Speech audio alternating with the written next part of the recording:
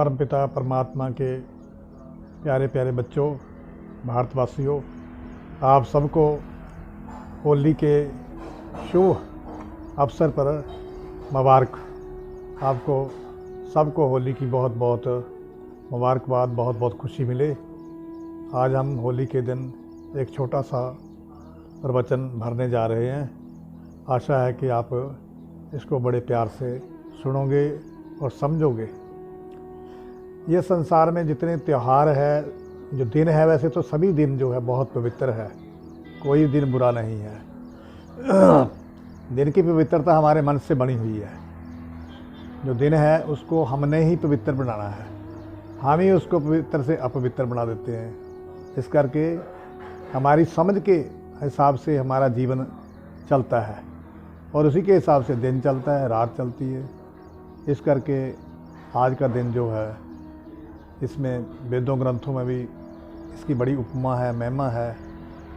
और सब हमारे हिंदुस्तान में क्या, बाहर सभी देशों में जहाँ जहाँ भी हिंदुस्तानी रहते हैं, वहाँ इसको होली को सबसे ज़्यादा धूमधाम से मनाते हैं। और मथुरा वृंदावन की धरती में तो इसको बहुत ही ज़्यादा मनाते हैं, क्योंकि कृष्ण भगवान के समय में भी इसको बहुत ज़्यादा मनाया गया है और कई तरीके से इसको मनाते हैं।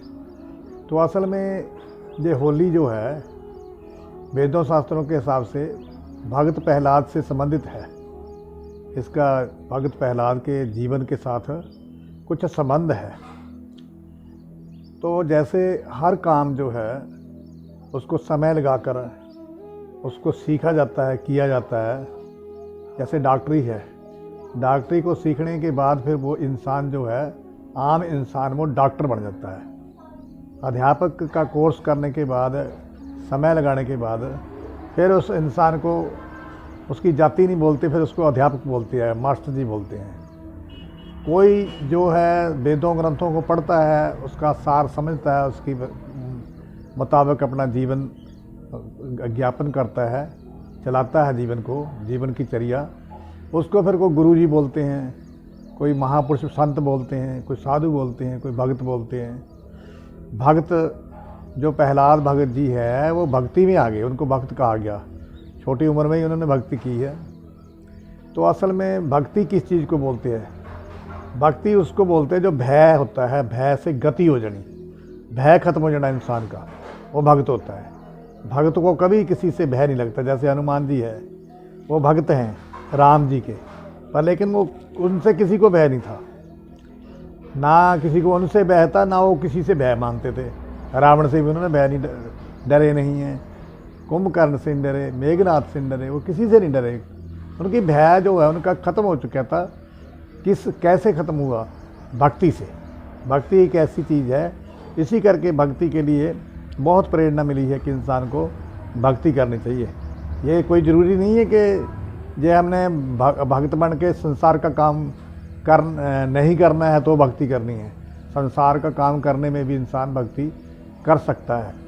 जो भक्त हुए उनमें सभी ने काम किया है, कोई ऐसी बात नहीं है। बिना काम से कोई काम तो एक अलग चीज़ है। काम तो अपने शरीर की पालना करने के लिए एक कुदरत ने नियम बनाया हुआ है कि इंसान को काम करना ही चाहिए। भगवान कृष्ण ने भी कर्मयोगी, और जो रामायण है, रामायण के अंदर भी कहा है गोसाई तुलसीदास जी ने कि कर्म प्रधान विश्व रच रखा। जो कर्म है ये प्रधान है विश्व को चलाने के लिए, तो सबको चलाने के लिए कर्म है। तो भक्ति भी एक कर्म है। भक्ति भी करने से, कर्म का मतलब करना, करने से ही जो भक्ति में क्या करना है? जब हम किसी काम से प्रेम करेंगे, श्रद्धा करेंगे, उसके ऊपर श्रद्धा हो जाएगी, तो फिर वो काम में हमारे को बर मिलना शुरू हो जाता है, काम का फल मिलना शुरू हो जाता है। फल की इच्छा भी ना रखो तब भी फल जो है, जैसे हम एक छोटा सा पौधा लगा देते हैं, समय आने के ऊपर उसके ऊपर हम चाहें ना चाहें उसको फल भी लगते हैं, फूल भी लगते हैं। इसी तरह से ये कोई भी कर्म संसार में, बुरा अच्छा जो है, ये कर्म इंसान को फल जरूर देता है। बुरे का फल बुरा है, अच्छे का अच्छा है। इस करके ये जो भगत जी प्रहलाद जी की साखी है, जो उनकी ये कथा है, ये भी बहुत रोचक कथा है और विश्वास के ऊपर बंधी हुई है। क्योंकि भगत प्रहलाद जी जो है राक्षस के पुत्र थे। इनके पिता का नाम हरनाक्ष और हरनकशपु दोनों भाई हुए हैं। तो है थे राक्षस कौम में से, राक्षस थे और भक्ति इन्होंने भी की है, बड़ी तपस्या की है इन्होंने दोनों ने। तो जो हरनकशपु थे वो जब भक्ति के लिए निकले तो जो प्रहलाद था उनकी माता के गर्भ में था, माता के गर्भ में था, तो भक्ति करने के लिए चले गए वो। और वैसे भी उन्होंने पहले भी भक्ति की हुई थी, उसके ऊपर वर भी उन्होंने प्राप्त किए हुए थे। भगवान से ब्रह्मा जी की भक्ति की थी, ब्रह्मा जी से वर भी प्राप्त किए हुए थे। तो उन वरों के हिसाब से फिर जब ये माता के गर्भ में थे तो जो नारद जी ये घूमते घूमते इनके घर आए, माता के पास आए और उन्होंने इनको जो आदर मान दिया। आदर मान देने के बाद उन्होंने कहा कि हे प्रभु हमें कोई शिक्षा दो, हमें शिक्षा दो ताकि हम अपना जो खाली समय व्यतीत कर सके शिक्षा में आपकी में। क्योंकि नारद जी ने बहुत जो भगवान के घर के असली भेदी थे नारद जी, उन्होंने काफ़ी संतों को शिक्षा दी है, काफ़ी बड़े देवताओं को भी उन्होंने शिक्षा दी है। और उनका आना जाना था भगवान के दरगाह में, शिव जी की दरगाह में और विष्णु जी के जो उनका स्वर्ग लोक है वो सारी जगह जाते थे, देवलोक में भी जाते थे और मातलोक में भी जाते थे। तो उन्होंने उनको मंत्र जाप करने के लिए, चलो आपके गर्भ में बच्चा है पढ़ रहा है जो ना, आप मंत्र जाप किया करो। उनको मंत्र दे दिया, ओम नमो नारायणे, हरि ओम नमो नारायणे। उस समय नारायण का जाप जो है उनको दिया, जो वेद ग्रंथ बताते हैं कि नारायण का जाप उनको दिया और नारायण का वो जाप करते रहे। अब जो इंसान जाप करता है, जाप करता करता उसको अक्स मिलना शुरू हो जाता है। जिसको याद करता है, जिसको सोचता है, वैसा बनना भी शुरू हो जाता है। कई बार इंसान सोचता है कि मैं डॉक्टर बनूं, तो वो उसके लिए भी उपराला करता बनने के लिए। इसी तरह उनके अंदर ऐसा भक्ति का प्रेम जागा, ऐसी कृपा हुई नारद जी की। गुरु की कृपा जो है ना, गुरु की कृपा से बिना भक्ति नहीं वैसे हो सकती। तो भक्ति करते रहे। समय के अनुसार जब समय आना था, नारद जी जो है अपने, वो तो चले जाते थे कभी स्वर्ग लोक में, कभी विष्णु लोक में, कभी ब्रह्म लोक में, कभी शिव लोक में। तो वो अपने भक्ति करते रहे। जो क्यादू जी थे, इनका नाम क्यादू जी था, जो प्रहलाद की माता थी। तो फिर प्रहलाद जी का जन्म हुआ। प्रहलाद जी का जन्म हुआ। जन्म होने के बाद जब उनके अंदर भी वही जो संत मत, जैसे संतों का स्वभाव होता है, ऐसा ही उस बच्चे का स्वभाव था। और बताते हैं कि जो बच्चा गर्भ में सीख लेता है वो कभी भूलता नहीं है। क्योंकि एक साखी और भी आती है पांडवों के समय, अर्जुन था ना, अर्जुन के जो पुत्र था अभिमन्यु, उसको उन्होंने गर्भ के अंदर ही ये शिक्षा जो है, ये कथा सुनाई थी इसको तोड़ने की। जो किला था, लाख का किला लगाया था कौरवों ने, उसको तोड़ने की शिक्षा सुनाई थी। और जब वो शिक्षा पूरी होने वाली थी उतने में उसका जन्म हो गया। वो जो बाहर निकलने का रास्ता था, एक रास्ता, वो नहीं उनको समझ में आया और जितने उनका जन्म हो गया वो टूट गए उस कथा से। कहने का भाव है कि जो गर्भ में भी बच्चा सुन लेता है, वहाँ भी सुनता है और वो उसको याद रहता है। ऐसे ही जो प्रहलाद जी थे, प्रहलाद जी को भी पता था कि परमात्मा का उन्होंने सिमरन किया हुआ था, परमात्मा के ऊपर विश्वास था। माता को पहले विश्वास था, फिर पुत्र को भी। तो जब वो 6-7 साल का हो गया, उस विश्वास को पक्का भगवान खुद करता है। अपने भक्त का विश्वास, उसके लिए भी परमात्मा की मदद होती है। बिना परमात्मा की मदद से बिना इंसान भक्ति भी नहीं कर सकता, उसकी कृपा से बिना। या जो विश्वास है इंसान का, ये भी तभी पक्का होता है जब उसकी कृपा हो जाती है। तो वो घूमता घूमता खेलते खेलते 6-7 साल का था, भी कोई विद्या में नहीं पढ़ा था, वो पढ़ता नहीं था भी। तो पढ़ने के समय के थोड़ा पहले की बात है, 6-7 साल का था उस समय। तो 6-7 साल 8 साल के बच्चे को ही पढ़ाई में लगाया जाता था। अब तो बहुत जल्दी छोटे बच्चे को लगा देते हैं सूझबूझ के बाद, जब सूझबूझ आनी शुरू हो जाती है। तो ऐसा हुआ कि वो गया, कुम्हारों का मोहल्ला था। वहाँ क्या देखता है, कुम्हार और कुम्हारी जो है दोनों अरदास कर रहे हैं हाथ जोड़कर, और हे नारायण, हे प्रभु, हे परमात्मा, ये हम गलती से इस आवे को, जो बर्तनों का आवा जिसमें लगाई है हमने, इसमें बच्चे जो है बिल्ली के बच्चे बीच में रह गए और आग लगा दी है, महाराज इनकी रक्षा करना, नहीं तो हमारे को पाप लग जाएगा। तो ये बात प्रहलाद खड़ा खड़ा देख रहा था। वो कहता है कि आप ऐसे करो ना कि आप, मेरा पिता जो है हरनाक्ष, जल हरनाक्ष, थल हरनाक्ष, वो अपने आप बोलता था कि जो मेरा पिता है ना, उसी का बोलबाला था कि जल में भी हरनाक्ष है, थल में भी हरनाक्षपु है, इस करके उसी का नाम जपो। सभी प्रजा को भी यही कहता था। पर लेकिन वो जो भक्त होते हैं उनको तो भगवान के ऊपर विश्वास होता है। जो भगवान कर सकता वही भगवान कर सकता है, इंसान नहीं कर सकता, इंसान के बस का काम नहीं होता। तो वो पूछने लगा कि माता जी आप अरदास कर रहे हो, ये किसकी अरदास कर रहे हो? कि नारायण की अरदास करते हैं बेटा, जिसने सारा संसार बनाया, जिसकी कृपा से सारा संसार जीवित है, जिसकी कृपा से सारा संसार सांस ले रहा है, जो अग्नि में भी रख सकता है, पानी में भी रख सकता है, वो सबकी रक्षा करता है। और उसी की हम अरदास कर रहे हैं, उसी के आगे, क्योंकि ये बिल्ली के बच्चे हैं जो इसमें आ गए हैं, अब आग के अंदर आ गए हैं, हम उसके लिए आगे अरदास करते हैं कि माता अब ये जो आपका आवा है ये किस दिन खुलेगा? बता दिया 10-5 दिन के बाद, जिस दिन वो खोलना था उन्होंने बताया। और वो उसी शौक़ के मारे उसको सच्चाई को देखने के लिए कि वाकई में ही मेरा पिता परमात्मा है कि या परमात्मा कोई और है, नारायण कोई और है, जिसका मैं गर्भ में भी जिसको सुनता हूँ, मेरी माता भी जिसका जाप करती है, और पिता तो मेरा कहता है कि मैं नारायण हूँ, मैं ही जल में थल में मैं ही हूँ, हरनाक्ष मेरा नाम जपो। तो इस बात को जो है प्रहलाद जी पक्का करने के लिए, उसके ऊपर विश्वास तभी होना था उनको, तब उन्होंने देखा जाकर, जब उन्होंने वो खोले सारे बर्तन, एक बर्तन ऊपर का कच्चा, एक बर्तन नीचे का कच्चा, साइड के 2-4 बर्तन कच्चे, बीच में से वो कच्चे बर्तन में से जो बच्चे हैं बिल्कुल जिंदा वैसे ही बोलते म्याऊं म्याऊं करते बाहर निकल गए। वहीं से प्रहलाद जी को पूर्ण विश्वास हो गया कि जो मेरा पिता है ये भगवान नहीं है, ये परमात्मा नहीं है, ये इंसान है, राजा है। राजा अपनी जगह है, राजा शक्ति, राजे के अंदर राजा की शक्ति हो सकती है, परमात्मा की, भगवान की शक्ति नहीं हो सकती। बेशक इसने कोई रिद्धि सिद्धि भी प्राप्त की है, पर जीवन और मरण जो है ये प्रभु के हाथ में है, ये इंसान के किसी के हाथ में नहीं है। ये तो आप हमें सबको जानना चाहिए कि जो जीवन और मरण है, लाभ और हानि है, ये सब प्रभु के हाथ में है, ये किसी के हाथ में नहीं। कोई किसी का कुछ नहीं बिगाड़ सकता, ये सब प्रभु के हाथ में। इंसान को तभी प्रभु की शरण में रहना चाहिए, प्रभु की शरण पक्की करके रखनी चाहिए, प्रभु के ऊपर ही विश्वास रखना चाहिए।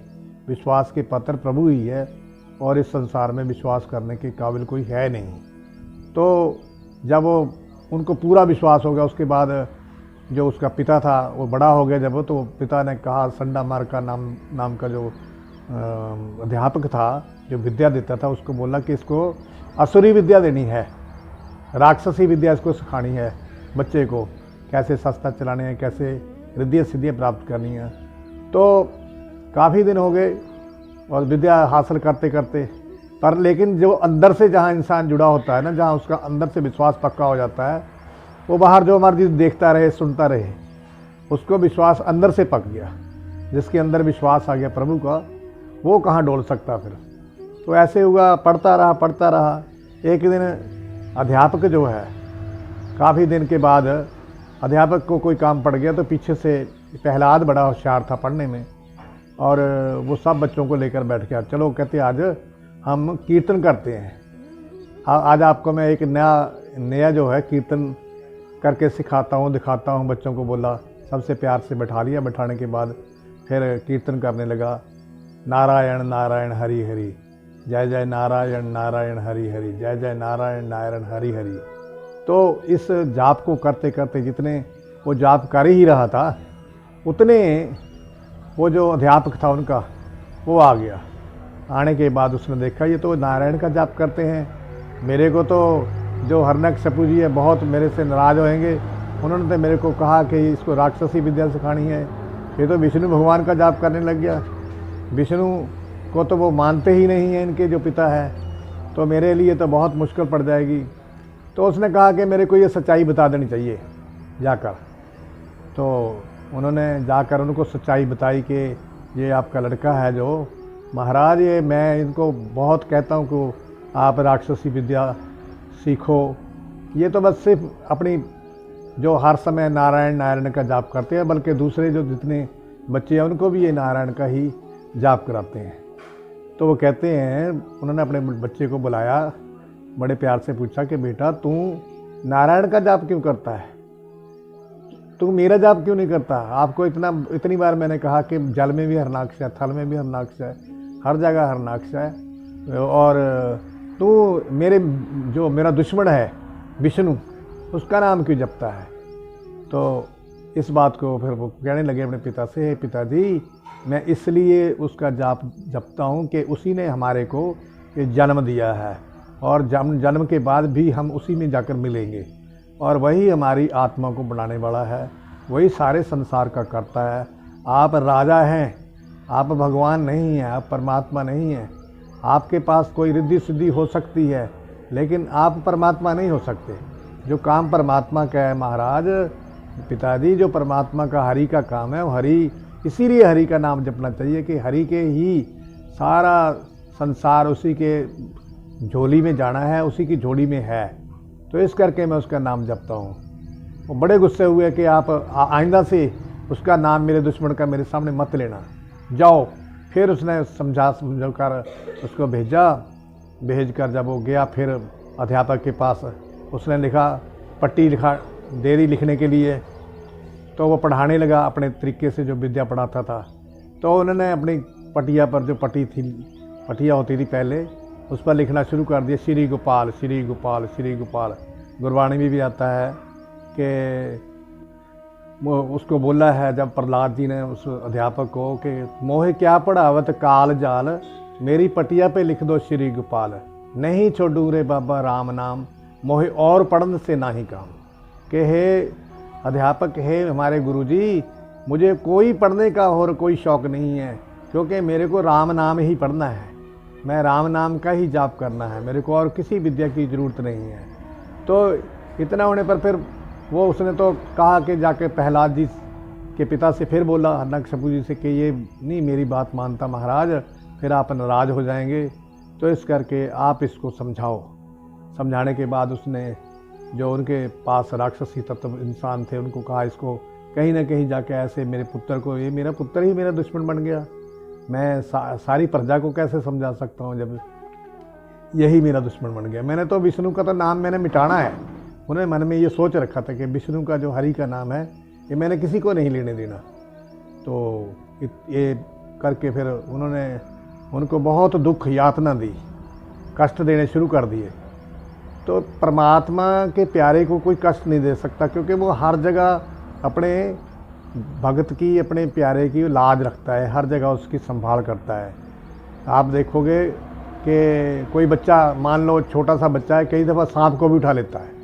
सांप को बहुत छोटे बच्चे होते हैं, कई बार वो गलती से सांप को हाथ में उठा लेते हैं, पर वहाँ परमात्मा उसकी इतनी जो परमात्मा करता है कि उसको सांप को डसने नहीं देता, उसको बचा लेता है।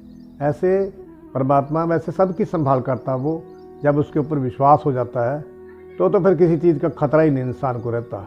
इस करके उनको बहुत यातना दी गई। बात है होली की।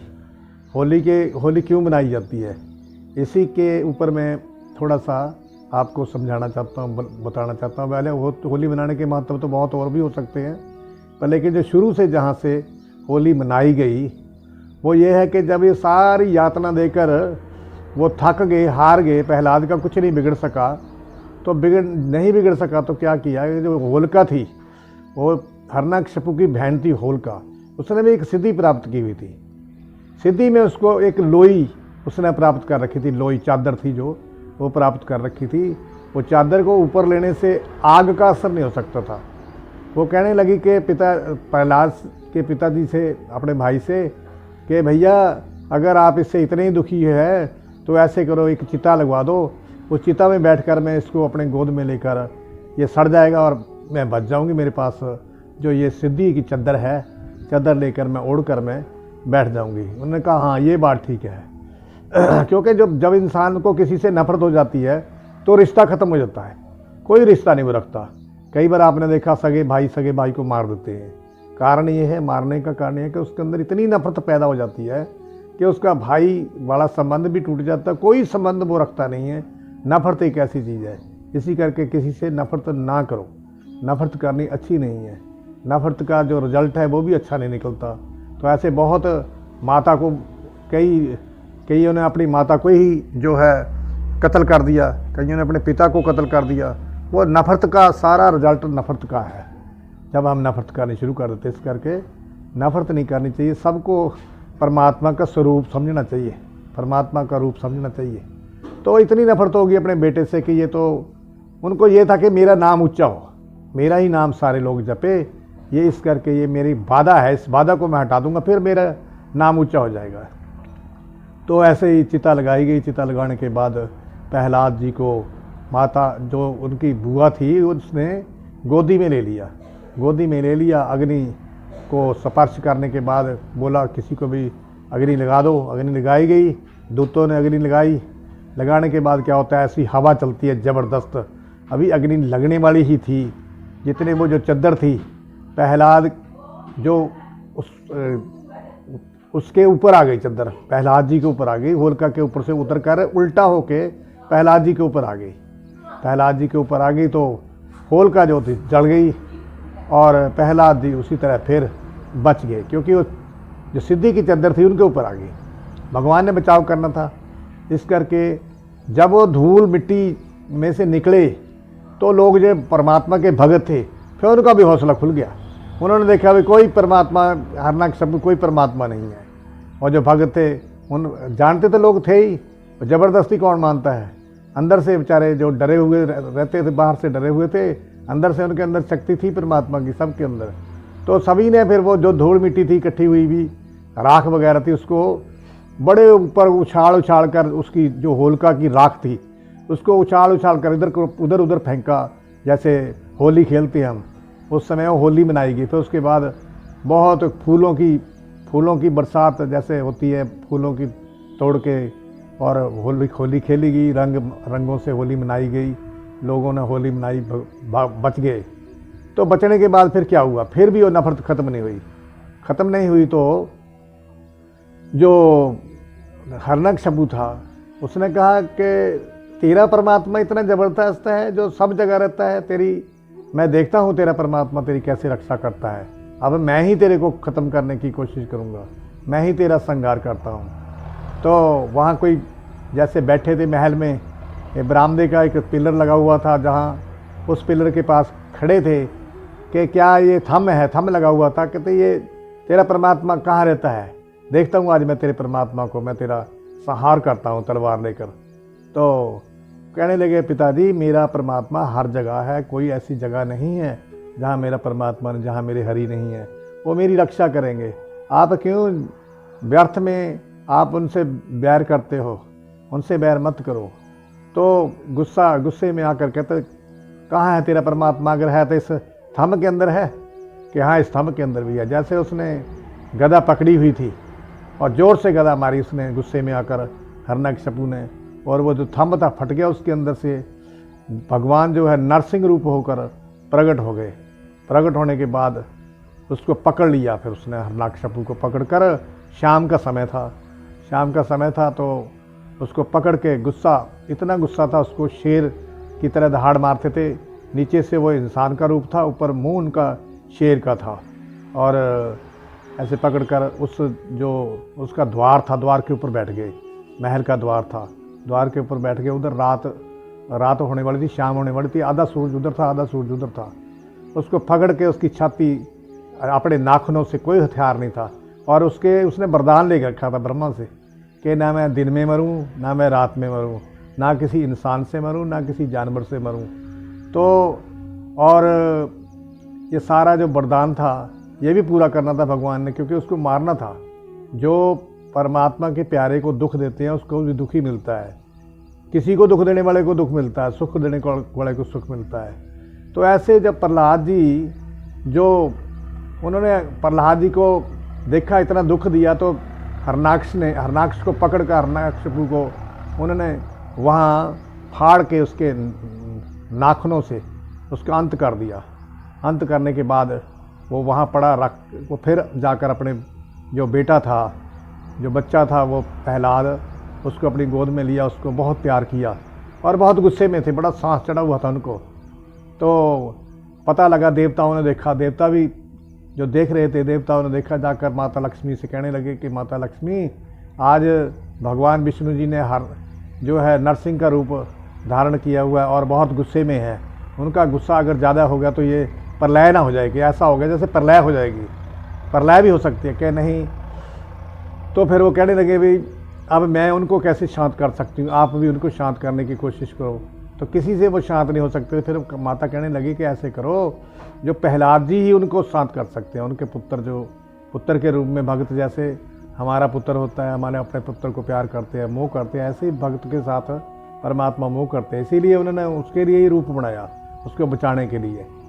तो प्रहलाद जी ने उनको हाथ जोड़कर उनकी वंदना की, हे प्रभु, हे परमात्मा, हे नरसिंह महाराज, कृपा करो, शांति में आ जाओ, सब लोग आपसे डर रहे हैं, ये देख के देखो सारा संसार जो है ये डर रहा है, तो आप शांति में आ जाओ। कि बेटा मेरे को इतना गुस्सा आज आया हुआ है कि इसने आपको बहुत तंग किया हुआ है, बहुत ज़्यादा परेशान किया है, इस करके मेरा गुस्सा तभी शांत नहीं हो रहा। इसको अब उसको जब गोद में लिया और उसको प्यार करने लगे, मोह जैसे करते हैं बच्चे का, गुस्सा शांत होता गया। जैसे प्यार करते हैं, प्यार में गुस्सा शांत हो जाता है। गुस्से को शांत करने का तरीका ही शांति है, चुप कर देना और प्यार से उसको जो है गुस्सा भी शांत हो गया। उससे प्यार करते रहे, करते करते फिर वो कहने लगे, हाँ आज मैं तेरे को दर्शन दिए कि महाराज आपने दर्शन दे दिया, इतना ही बहुत है और मेरे को कुछ नहीं चाहिए। क्योंकि जब भगवान किसी को दर्शन देते हैं तो वरदान भी देते हैं। वो कहते नहीं मैं एक वरदान तेरे को जरूर दूंगा। कहते अच्छा महाराज अगर आप मेरे को वरदान देना ही चाहते हो तो इस जो मेरा पिता है इसकी गत कर दो, इसकी गत हो जाए। देखो जो परमात्मा के प्यारे हैं वो अपने दुश्मन का भी भला चाहते हैं। ऐसे जैसे भगवान राम ने रावण का भला किया, उसको भी स्वर्गों में भेजा, कंस को भी स्वर्गों में भेजा भगवान श्री कृष्ण ने। ऐसे ही भक्त जो परमात्मा के प्यारे हैं।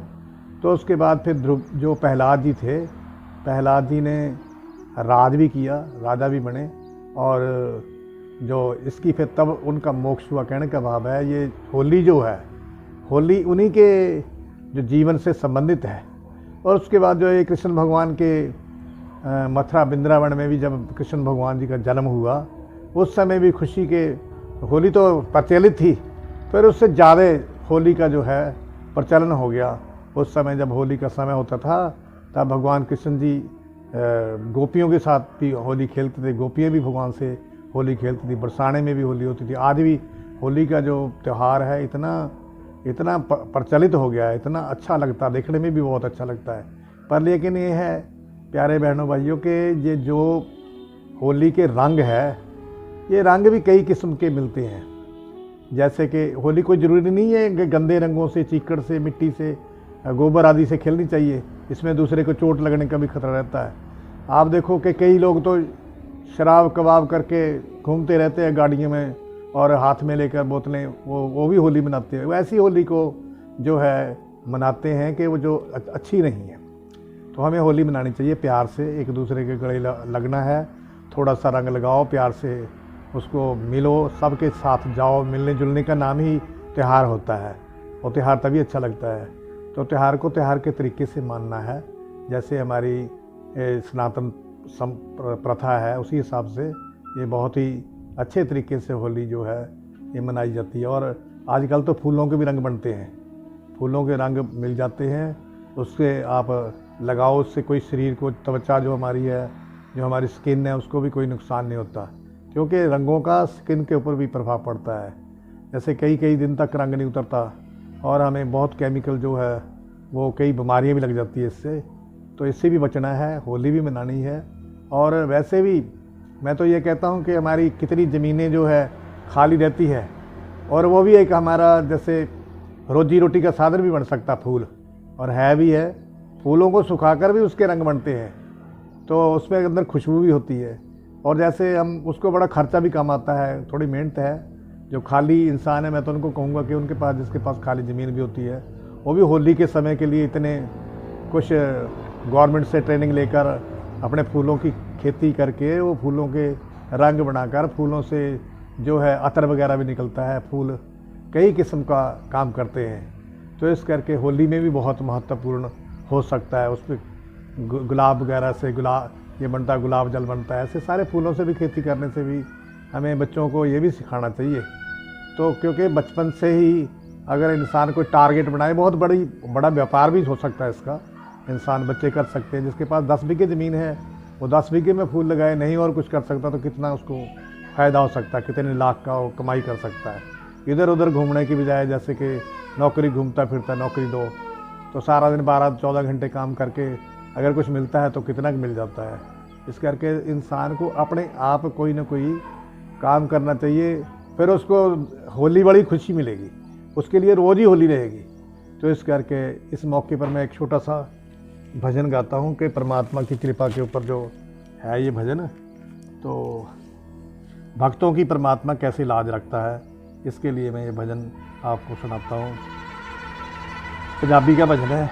अपने भगतां दी मेरा सतगुर हल पल लाज रखदा है, अपने भगतां दी मेरा प्रभु जी हर पल लाज रखदा है। जदों नानकी ने कीता याद, पल विच सुन ली उसदी फरियाद। जदों नानकी कीता याद, पल विच सुन लई है फरियाद। रोटी खावण दे लई पहुंचे, सतगुर मान रखदा है। अपने भगतां दी मेरा सतगुर हल पल लाज रखदा है।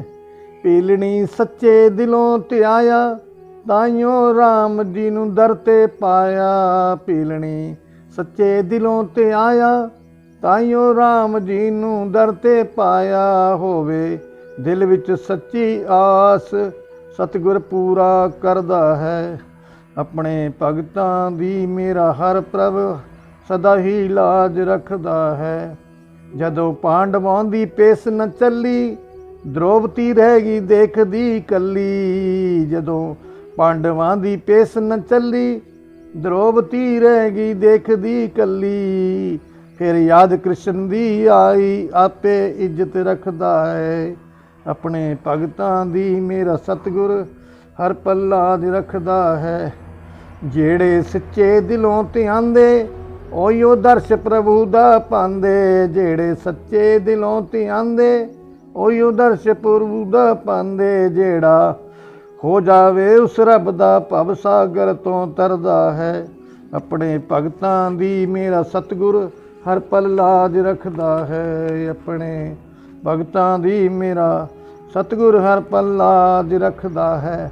ऐसे ही परमात्मा ने, ऐसे ही प्रभु जी ने भगत प्रहलाद की लाज रखी और उसको अपना प्यार देकर, अपनी शक्ति देकर मौत से भी बचा लिया। ऐसे हमें जो परमात्मा है उसका प्यार जो है, परमात्मा की भक्ति जो है, वो सभी भक्तों के, सब भक्तों का उसने मान रखा है, सभी की इज्जत बचाई है, तो हमारी भी वो बचाएगा। परमात्मा के ऊपर भी भरोसा रखो, तो अपने कर्म भी करो, कर्म भी करते रहो। तो आज होली के ऊपर मैं फिर दोबारा आप सबको हाथ जोड़कर नमस्कार करता हूं और सबको मुबारकबाद देता हूं। आप सभी को होली बहुत बहुत मुबारक हो, बहुत बहुत खुशियां देने वाली हो। आप सभी के इस होली के मौके पर लोग साधना भी करते हैं।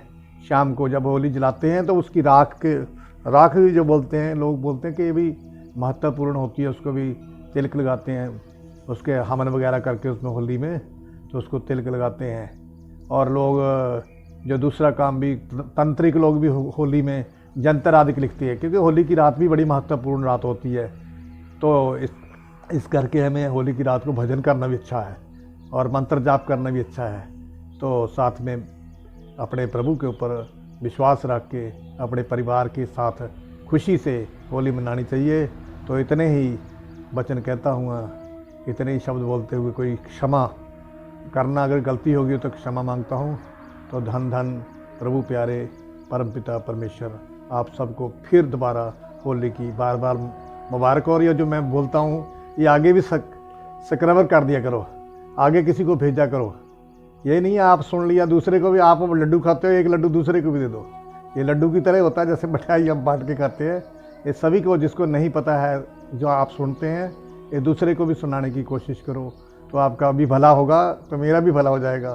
तो धन धन धन प्यारे परमपिता परमात्मा आप सबको सच्ची भक्ति दे।